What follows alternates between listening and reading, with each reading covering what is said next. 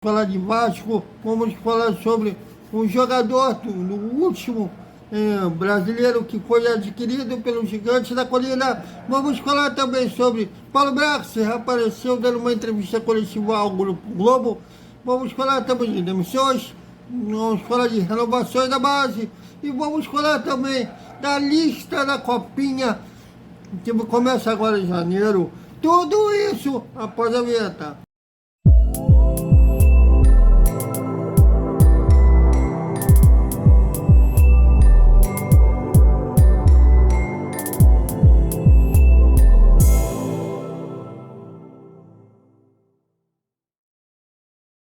Salve, salve galera do Vascão! Boa noite pra todo mundo! E dia 17 começa o Campeonato Carioca e vocês sabem que é a estreia contra o Boa Vista. Mas antes disso, hoje o Vasco ratificou o que a gente vinha falando, a data da representação no elenco, que será no dia 6 de janeiro, esse sábado, o outro.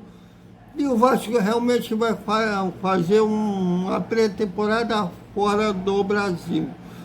Da tendência é que seja mesmo. E Punta del Este, no Uruguai. Mas ainda existe uma possibilidade do Vasco disputar nos Estados Unidos o Florida Cup. Então vamos esperar um anúncio oficial do Departamento de Comunicação do Vasco, aonde será, ou no Uruguai mesmo, ou nos Estados Unidos, que o Vasco fará a pré-temporada.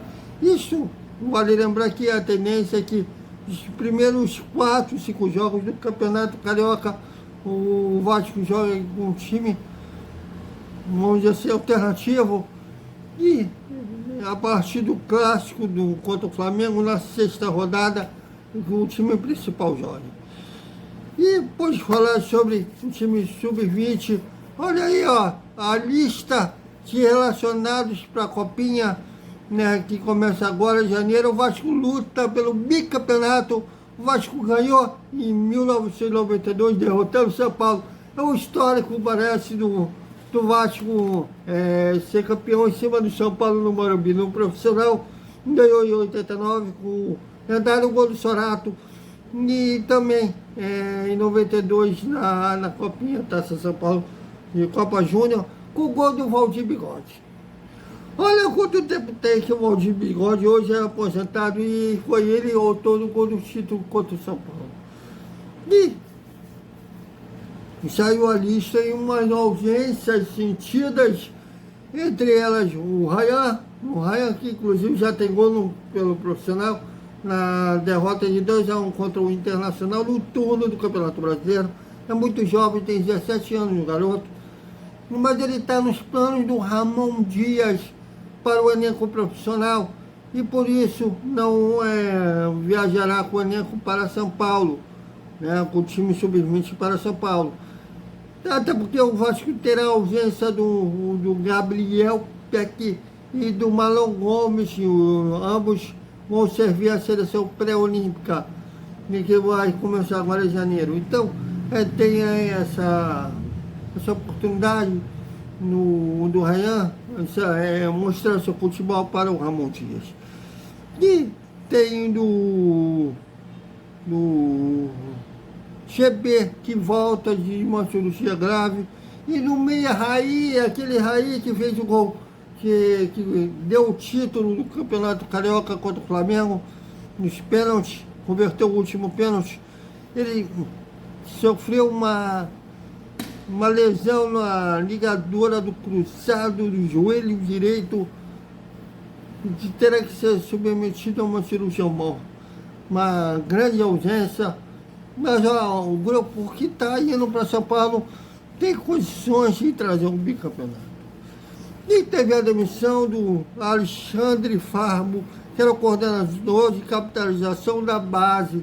Mais uma demissão, né, o Vasco renovando, não só no departamento de futebol profissional e também nas divisões de base. E o Paulo Brax apareceu a cabeleira do Zezé. veja uma entrevista ao Sport TV, que pertence ao Grupo Globo, e o Globo Esporte, o seu site também ratificaram a entrevista. Quem não leu, recomendo a ler. É uma excelente matéria. Um profissional, um jornalista fez estava inspirado para fazer nas perguntas. Foi a Joana, né, Assis, fez boas perguntas para ele e contou o seu lado da história. E sabe, aqui é um canal que a gente fala e faz comentários sobre o Vasco e a Fórmula 1, e vendo a entrevista do Paulo Brax, me parece que ele me lembrou o Alexandre Pássaro, que ele não tem culpa de nada. Tirou dele da reta. Eu lembro do Alexandre Pássaro, quando o Vasco não subiu em 2021, e ele fez uma declaração, fez uma coletiva, não falando para os vascaínos, mas falando para o mercado. Ele se preocupou com se não se manchar no mercado. Ele não respondeu pergunta de ninguém, praticamente falando no mercado. Depois ele fez uma entrevista com o Thiago Asmar, não gosto do Thiago Asmar, mas ele fez uma entrevista com o Thiago Asmar, que ele também, o Vasco era competente, ele é competente. E o Paulo Braço com uma linha parecida, ele dizendo que pegou o time da Série B e transformou em G7 com o Ramon Dias no retorno. Porque no turno o Vasco terminou em penúltimo lugar com 9 pontos. Que, somando tudo, o Vasco terminou o Campeonato Brasileiro na 15ª posição. Mas ele não fez nenhuma meia-culpa, nenhuma autocrítica, praticamente, mas jogou umas indiretas indiretas com a 77, com a demora da 77 de autorizar negociação. Ela também tentou ser um pouco justo, posso dizer, que a empresa é nova no meio do futebol, que eles, americanos, não entendem de futebol, não entendem a essência do futebol brasileiro.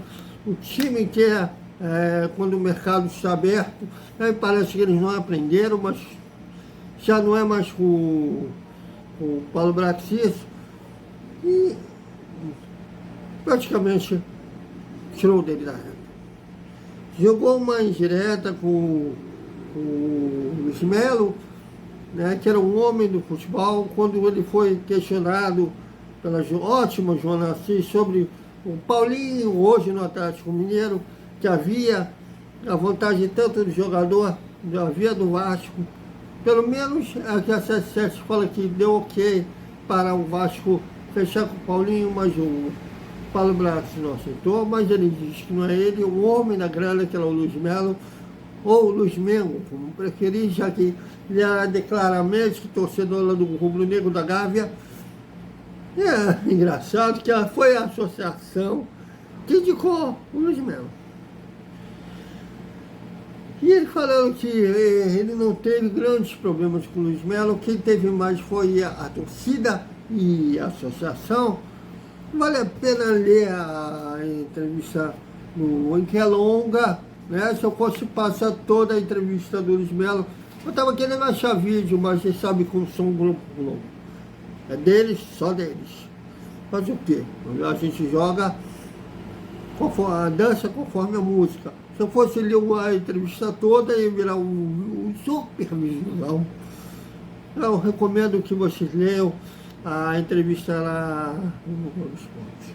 E teve, para encerrar o nosso boa noite, vamos falar de uma notícia boa, que é a Paulo Henrique irá continuar no Vasco. O Vasco acertou nessa terça-feira, dia 26 de novembro, de dezembro, a compra dos direitos federativos e econômicos do jogador. Ele veio para o último brasileiro defender o Vasco, que ele estava emprestado junto ao Atlético Mineiro, sem passe fixado, sem obrigatoriedade de compra. E como ele brilhou, principalmente na reta final, ele fez gol da vitória sobre o Botafogo, foi ele que fez o cruzamento do gol do Serginho, que garantiu o Vasco na Série A, e o Ramon Dias deixou claro para o Alexandre Matos, que queria contar com o jogador.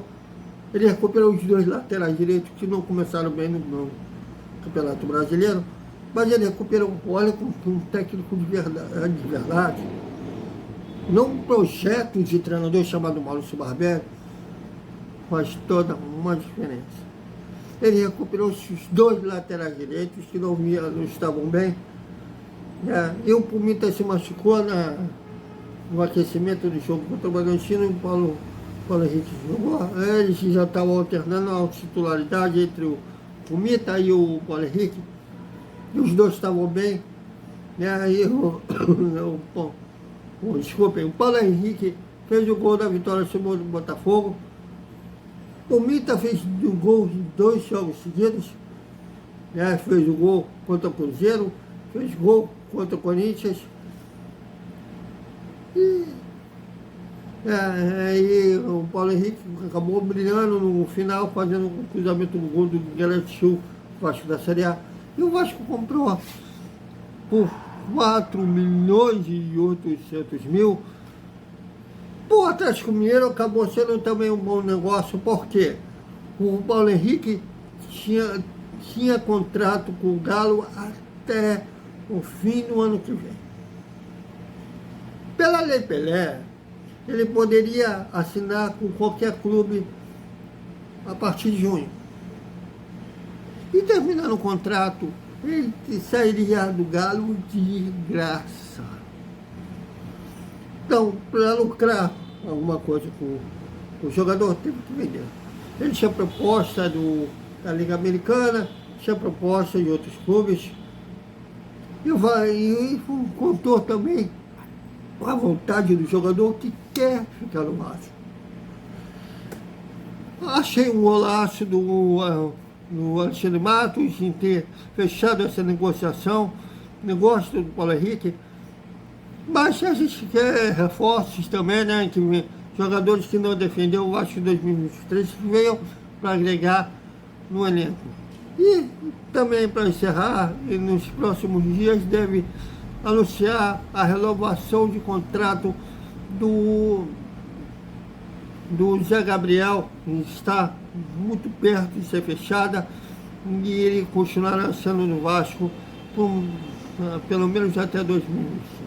Depois, quando ir até 2005, o meia GP do Sub-20 também irá renovar até abril de 2025.